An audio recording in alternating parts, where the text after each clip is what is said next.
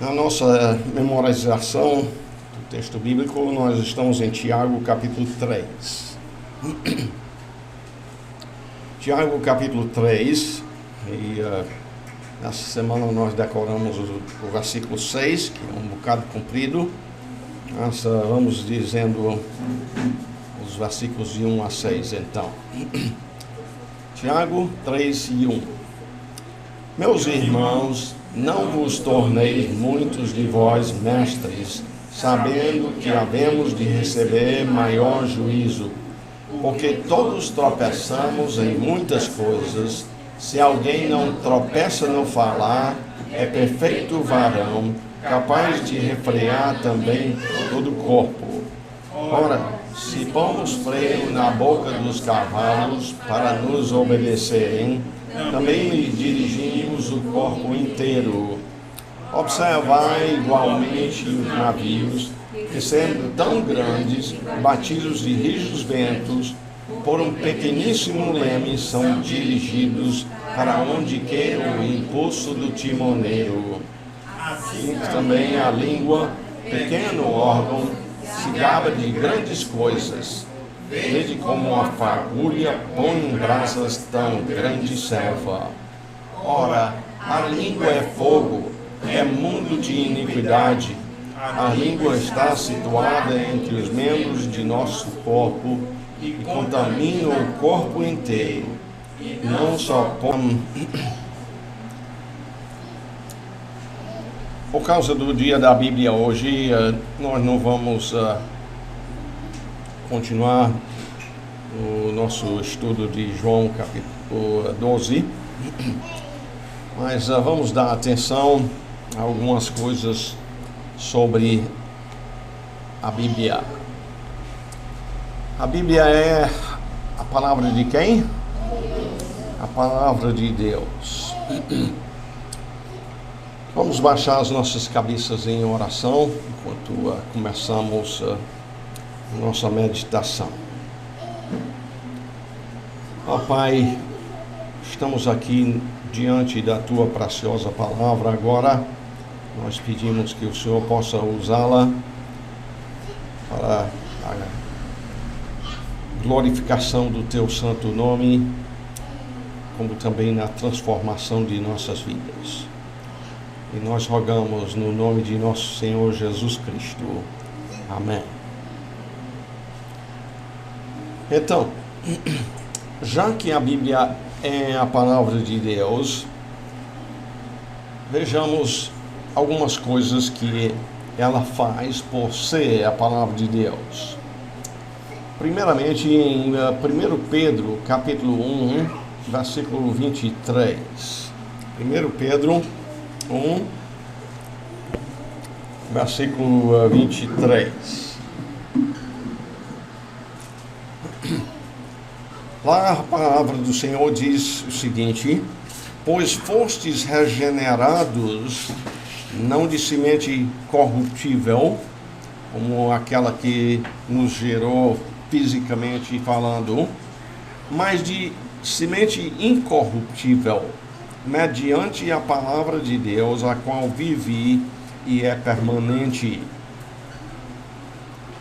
Essa regeneração que a Bíblia faz é importante, é necessário, se faz tão importante pelo fato de que nós seres humanos naturalmente nascemos fisicamente vivos, mas espiritualmente mortos. Efésios 2 e 1 diz: Ele vos deu vida, estando vós mortos nos vossos delitos e pecados. Todos nós, então, quando nascemos, nós nascemos parcialmente mortos espiritualmente. E o que o morto precisa, então, é vida. E um morto pode dar vida a si mesmo? Não. Claro que não. Só o Criador pode dar ao homem vida espiritual. Isto é, é como o alicerce de uma casa, é o começo da vida do ser humano em Cristo.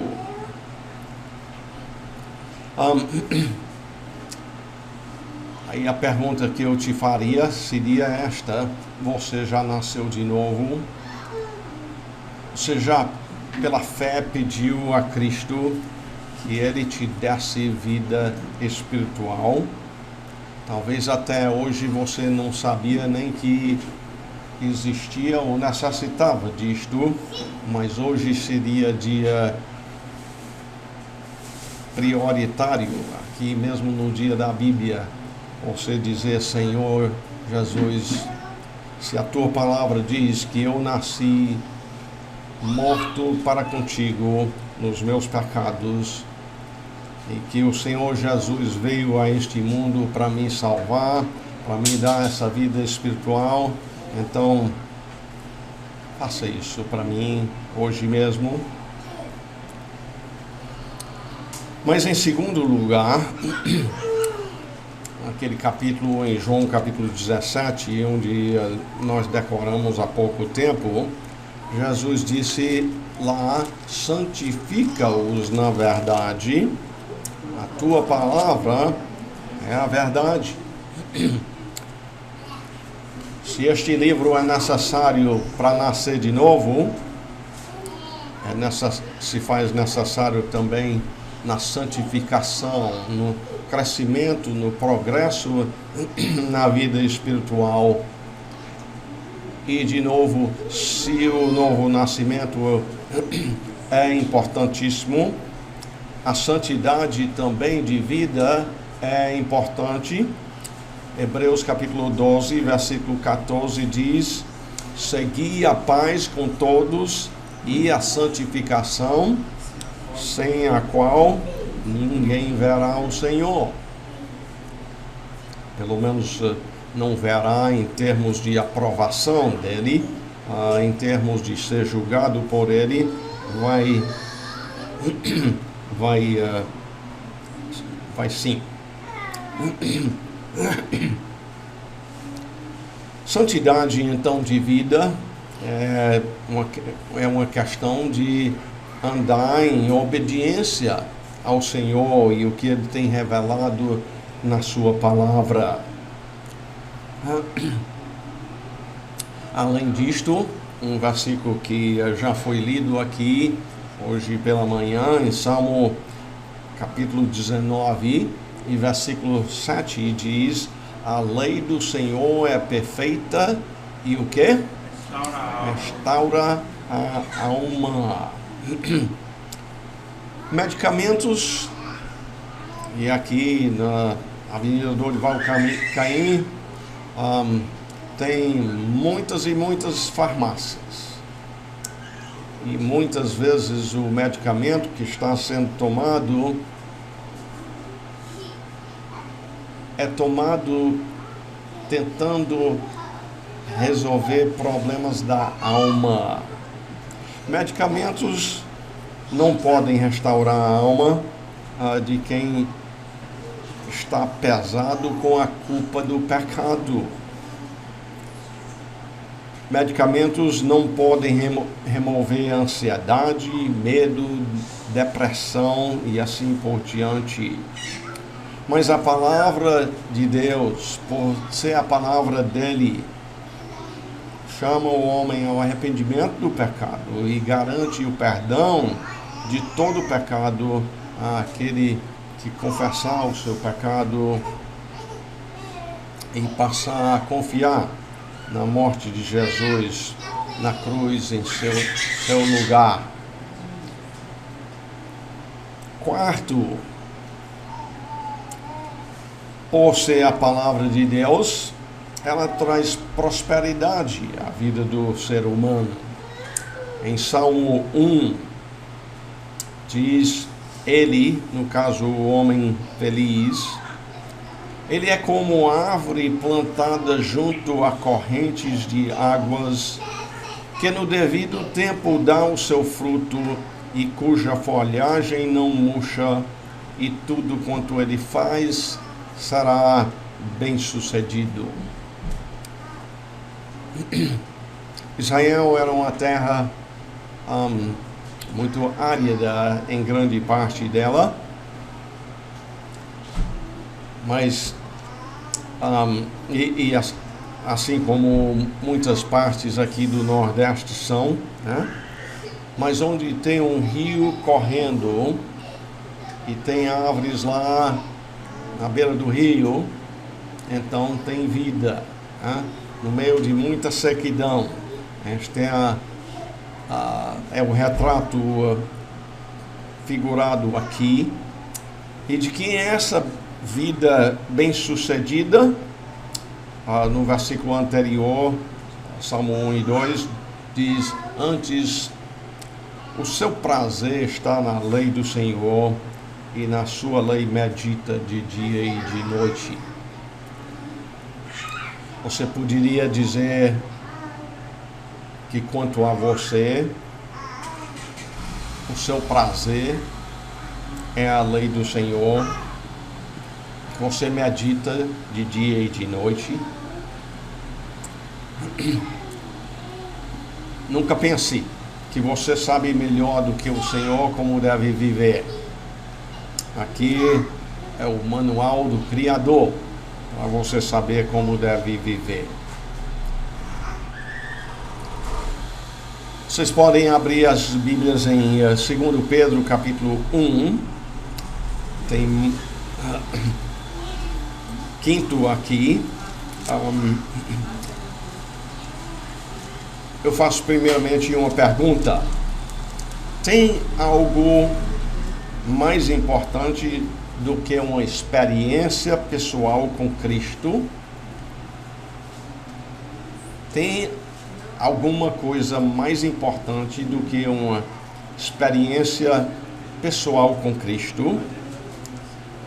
Pedro diz aqui em 2 Pedro 1:16, ele diz: porque não vos demos a conhecer o poder e a vinda de nosso Senhor Jesus Cristo, seguindo a fábulas engenhosamente inventadas, mas nós mesmos fomos testemunhas oculares da sua majestade. Ele está falando aqui de uma grande experiência que ele teve, isto no Monte da Transfiguração, onde Jesus levou Pedro, Tiago e João, subiram o monte, e lá ele foi transfigurado diante deles,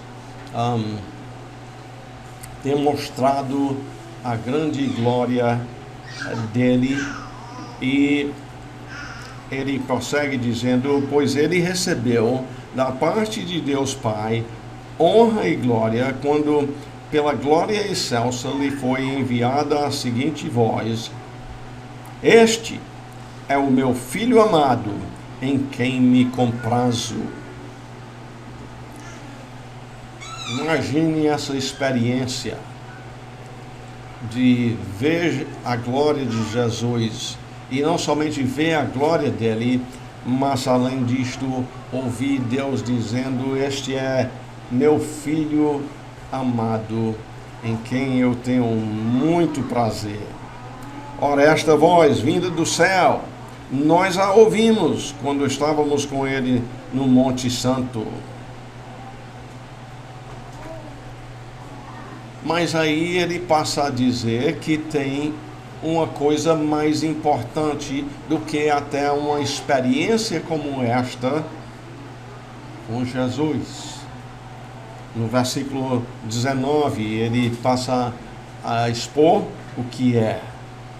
Temos assim tanto mais confirmada a palavra profética, e fazeis bem em atendê-la, como a uma candeia que brilha em lugar tenebroso, até que o dia clareie e a estrela da alva nasça em vosso coração, sabendo primeiramente isto, que nenhuma profecia da Escritura, deste livro, provém de particular elucidação, porque nunca jamais qualquer profecia foi dada por vontade humana.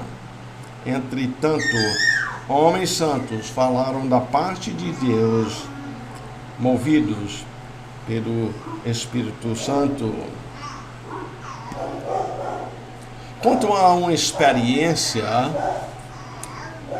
tanto no passado tempo nós podemos esquecer de algum detalhe importante, como também nós podemos errar por acrescentar alguma coisa. Mas o que está escrito é mais valoroso, porque no decorrer dos anos ainda permanece.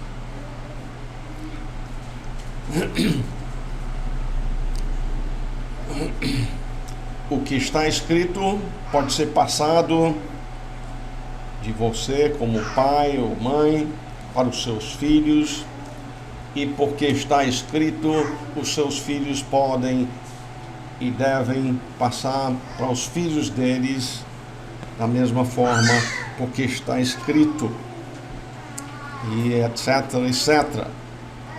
A nossa família já está sendo passado para os bisnetos nossos. Graças a Deus por isso. Então, por ser a palavra de Deus, é mais importante o que está escrito aqui do que uma experiência com Cristo.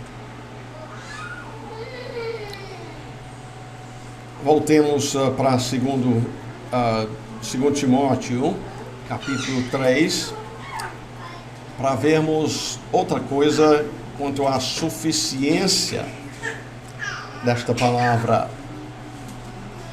Em 2 Timóteo 3:16 diz: toda a Escritura é inspirada por Deus e útil para o ensino, para a correção, para a repreensão, para a educação na justiça, a fim de que o homem de Deus seja perfeito e perfeitamente habilitado para toda boa obra.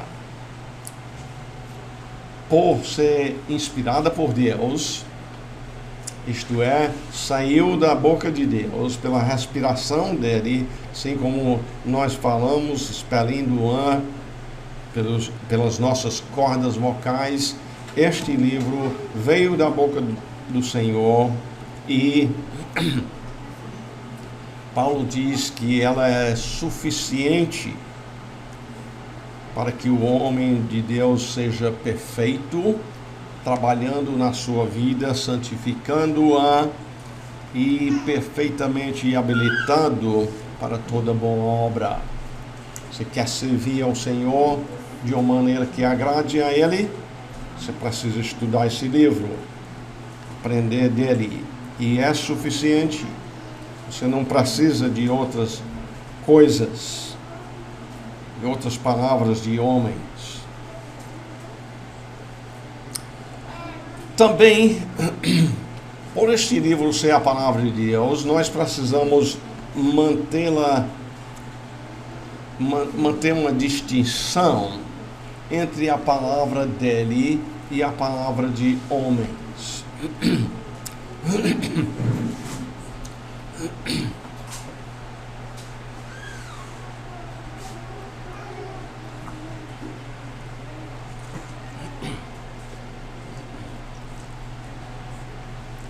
Em Jeremias capítulo 23, versículos 28 e 29 diz: o profeta que tem sonho, conte-o como apenas sonho.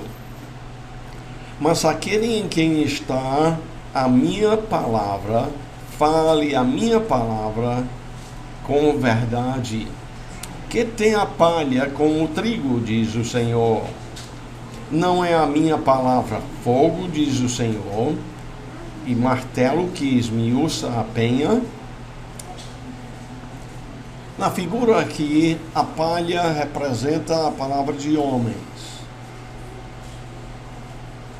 e o trigo representa a palavra de Deus. E Deus diz: não misture as duas coisas, porque não são iguais. Eu gosto de perguntar às pessoas: alguém já contou uma mentira para você? E creio que todos teriam que dizer: alguém já mentiu para mim, né? Talvez muitas vezes. E além disto, você sabe de todas as coisas? Você conhece alguém que sabe de todas as coisas? Então, misturar a palavra de homem com a palavra de Deus, Deus pode mentir? Não. Ele é o Deus, Tito 1 e 2, que não pode mentir. Então, não faz sentido misturar a palavra dele com a palavra de homens que mentem. Deus também é onisciente. Ele sabe de todas as coisas. Ele nunca erra por não saber.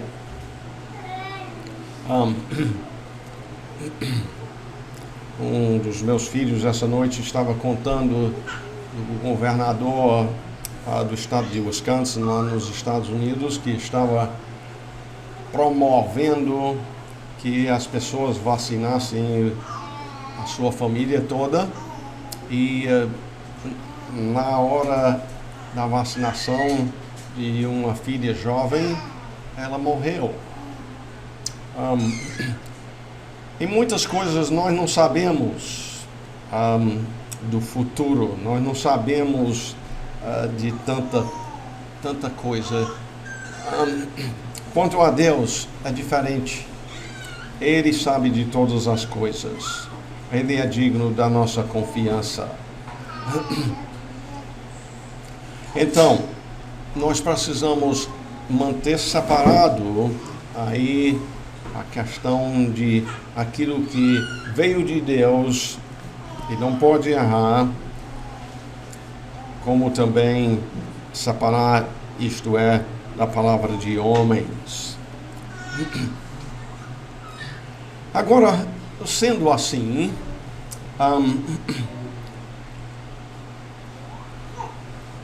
já que a Bíblia é a palavra de Deus, você quer conhecer a Deus, então leia a Bíblia. Essa deve ser a maior tarefa da sua vida, conhecer a Deus. Leia a Bíblia procurando conhecer a Deus. É tão importante você conhecer a Deus que em 2 Tessalonicenses 1 e 8 e 9 diz que o Senhor virá em chamas de fogo, tomando vingança. Nota contra quem vem a vingança do Senhor: contra os que não conhecem a Deus. Em outras palavras, se você não conhece a Deus e não passar a estudar para conhecê-lo, você vai ser julgado por isso. Deve servir de um incentivo que você procure conhecer a Deus, porque Ele vai julgar quem não conhece a Ele. É responsabilidade nossa conhecê-lo. E ainda continua dizendo: e contra os que não obedecem ao Evangelho de nosso Senhor Jesus.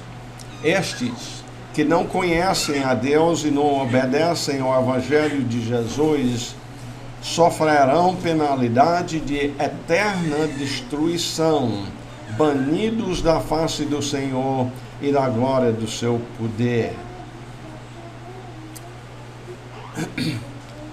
Não conhecer a Deus, então, tem consequências eternas, estando sob a vingança de Deus.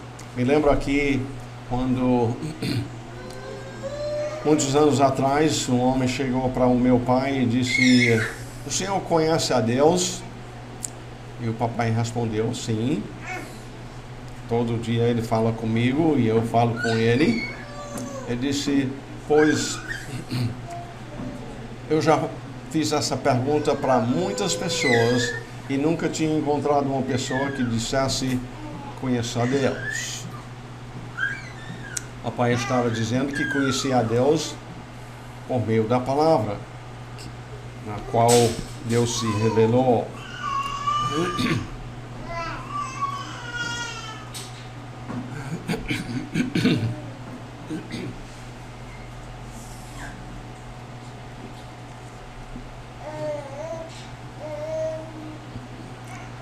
Você quer aprender a razão da sua existência?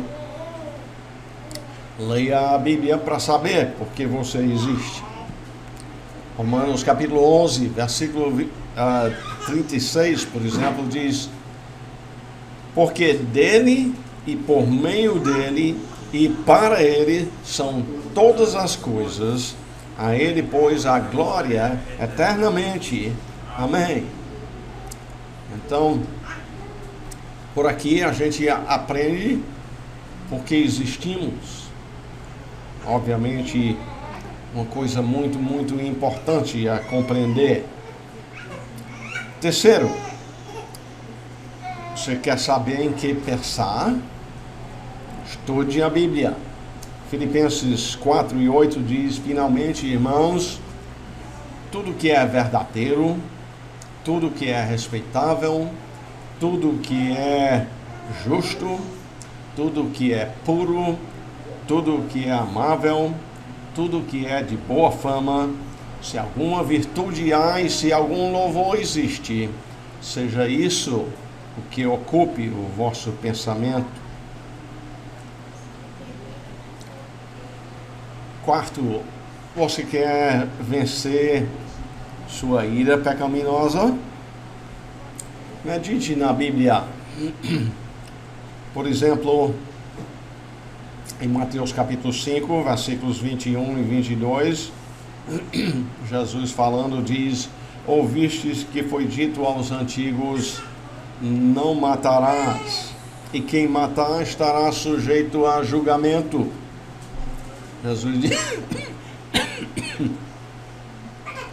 Jesus continua dizendo: eu, porém, vos digo que todo aquele que sem motivo se irá contra seu irmão estará sujeito a julgamento, e quem proferir um insulto a seu irmão estará sujeito a julgamento do tribunal, e quem lhe chamar tolo estará sujeito ao inferno de fogo.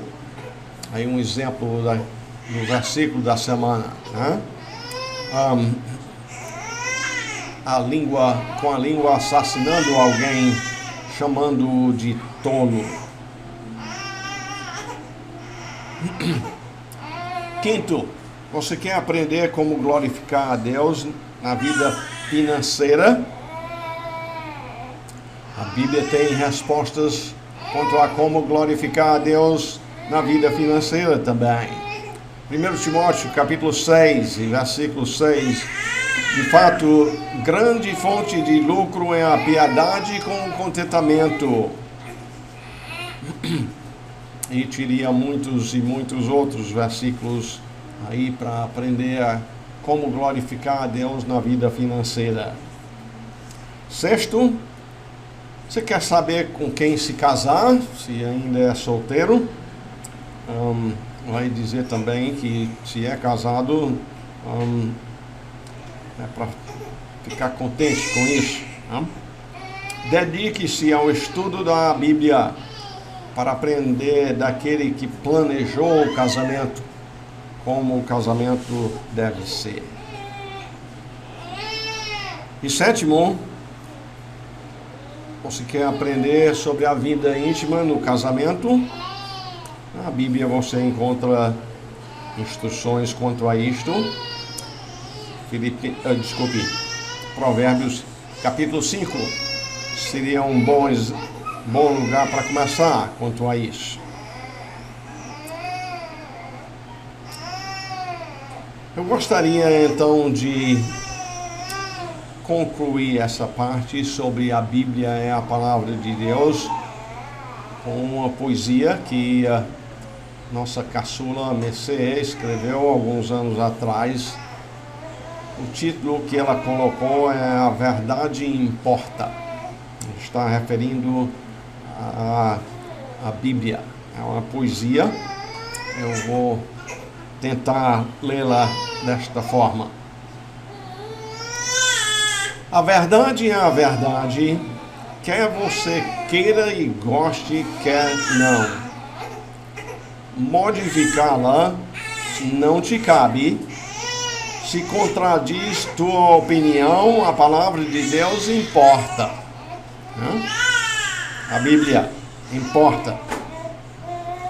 Cada palavra que o bom Deus quis que você e eu soubéssemos está escrito na Bíblia e diz: não tire nem faça acréscimos, porque só a palavra importa. O padrão é a lei do Senhor. Outro alicerce é um perigo. Cobrir verdade nunca é amor, pois que tem a palha com o trigo, assim toda a palavra importa. Teu pensar a respeito do sol não o faz mais real nem menos, nem tua crença contra ou em prol das sagradas letras que temos, pois a palavra ainda importa. Tua interpretação pessoal e ponto de vista da Bíblia não a muda para melhor nem mal, nem a sua essência ela oscila. Veja como a palavra importa. Tuas experiências com ela não aprovam nem a refutam, nem tua estimação dela faz com que seus valores mudam. Eis quanto a palavra importa. O que ela quer dizer para você não importa nem a ciência. O que importa é o que ela quer dizer mesmo antes da tua existência, porque sempre a palavra importa. Ninguém deve ouvir como sentes sobre determinado texto. É de duvidar que sois crentes, se assim a usas por pretexto. Para Deus, essa palavra importa. O que achas das Escrituras não as muda e proveita ninguém, nem para ti serão bases duras quando o Senhor te julgar no além. Entendes que a palavra importa? Dobre o joelho ao ver sua obra. O saber não tem tua idade, pois a verdade não é nova, e nada novo é verdade. Confesse que a palavra importa. Não existe a verdade para ti e outra para minha conduta. O que o Deus dos exércitos diz é autoridade absoluta. A palavra e nada mais importa. Deus Filho não é um Salvador, nem o único para mim. Pronto. Ele é o Salvador e Senhor, caminho, verdade e vida. E ponto. A pequena palavra importa. Só explicando aí, Jesus disse: eu sou o caminho e a verdade e a vida. A palavra o caminho, mesmo pequena, só uma letra, importa. Não é um de muitos caminhos.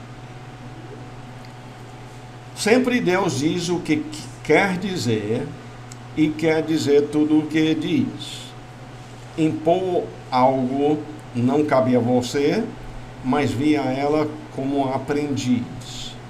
Só Essa é a palavra que importa. De feituras falíveis não é a palavra que tendes em mão, mas do que tens difamado, até por ter lavado seu nome em vão. Por ser dele, a palavra importa. Já que ao dono darei contas por cada palavra que falou, minha mente e minhas mãos estão prontas a morrer, conhecendo o Senhor, porque cada palavra importa. Achei que a Mercê expressou muito bem a importância da palavra de Deus aí com essa poesia. Senhor, muito obrigado por nos ter revelado a Tua palavra.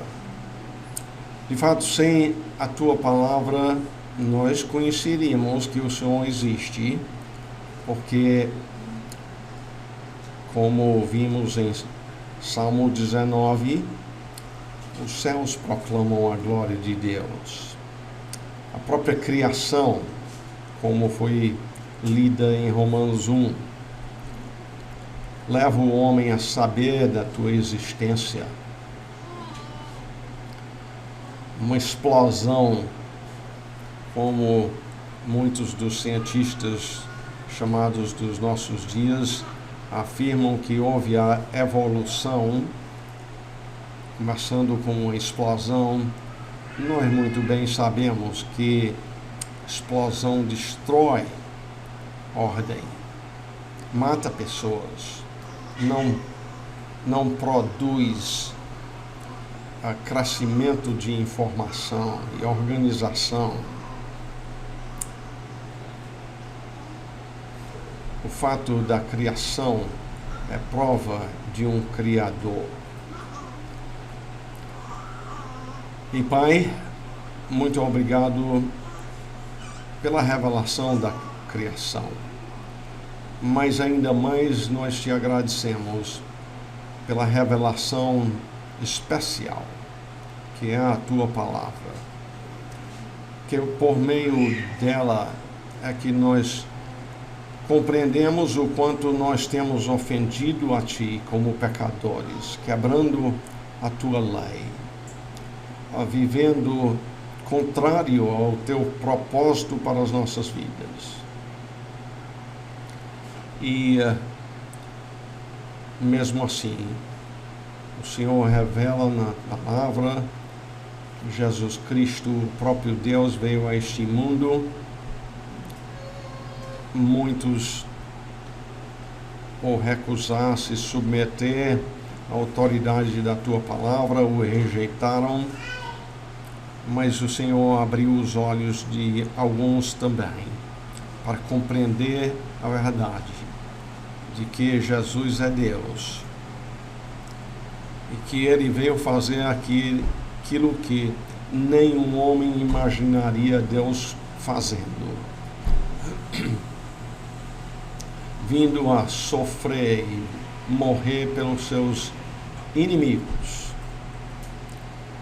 por meio da tua misericórdia e abundante graça, salvar pecadores como nós. Pai, nós desejamos que o teu nome seja exaltado e engrandecido. Nós rogamos que a tua palavra seja usada em nossas vidas de maneira que ela produza o fruto em nossas vidas que o Senhor deseja.